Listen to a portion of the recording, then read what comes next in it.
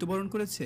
Blue whale গেমটি মানুষকে কিভাবে মৃত্যু পর্যন্ত নিয়ে যেত, ব্লু হোয়েল গেমটি কে বানিয়েছিল বা কেন বানিয়েছিল, তার সাথে কি কারো শত্রুতা ছিল, এখনো কি এই ব্লু হোয়েল গেমের অস্তিত্ব আছে? তো আজকের ভিডিওতে আপনাদের মাথায় ঘুরপাক খাওয়া এই সমস্ত প্রশ্নের উত্তর দিব। তো চলুন ভিডিওটি শুরু করা যাক। ব্লু হোয়েল সোশ্যাল মিডিয়া ভিত্তিক একটি ডিপ ওয়েব গেম ছিল। যেসব কম বয়সী ছেলে মেয়ে একাকিত্ব ভোগ করে তারাই সাধারণত এতে আসক্ত হয়ে পড়তেন। ব্লু হোয়েল গেমে ঢোকা যায় কিন্তু বের হওয়া যায় না।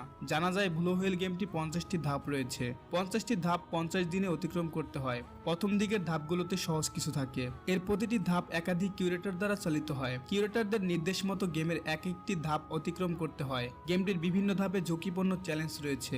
বেলেট দিয়ে হাতে তিমির ছবি আঁকা, সারা গায়ে আসর কেটে রক্তাক্ত করা, ভোরে একাকী ছাদের কালিশে ঘুরে বেড়ানো, রেল লাইনের সামনে সময় কাটানো, ভয়ের সিনেমা দেখা ইত্যাদি। চ্যালেঞ্জ নেওয়ার পর এসব ছবি কিউরেটরকে পাঠাতে হয়। ব্লু হোয়েলের 27তম দিনে হাত কেটে ব্লু হোয়েলের ছবি আঁকতে হতো।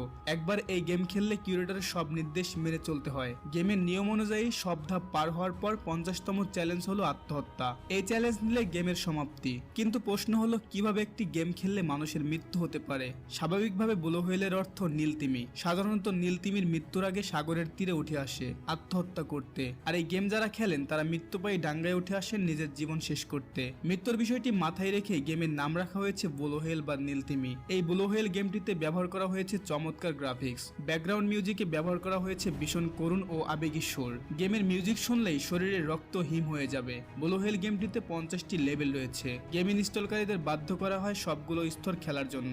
রাশিয়ায় শুরু হলেও এই গেমের প্রভাব পড়েছিল এশিয়ার অনেক দেশে। সাধারণভাবে গোপনে গ্রুপের মধ্যে অপারেট করা হয় এই গেম। এক্ষেত্রে ফেসবুক, হোয়াটসঅ্যাপের মতো জনপ্রিয় সোশ্যাল প্ল্যাটফর্মকে কাজে লাগাতো অ্যাডমিনরা। ফিলিপ নামে এক মনোবিজ্ঞান শিক্ষার্থী ব্লু হোয়েল গেমের অন্যতম অ্যাডমিন ছিল। সে ভিকন্ত নামে এক social media blue whale society game নামের একটি সোশ্যাল মিডিয়া গেমের পেজের অ্যাডমিন ছিল।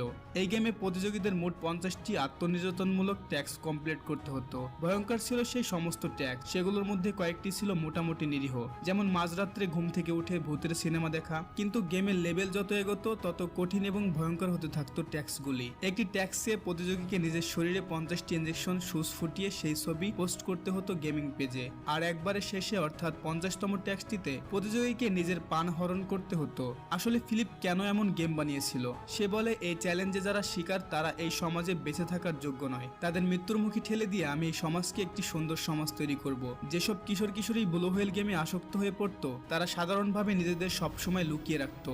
স্বাভাবিক আচরণ তাদের মধ্যে দেখা যেত না। দিনের বেশিরভাগ সময় তারা কাটিয়ে দিত সোশ্যাল মিডিয়ায়, থাকতো চুপচাপ, কখনো আবার আলাপ জমাতো অপরিচিত ব্যক্তির সঙ্গে।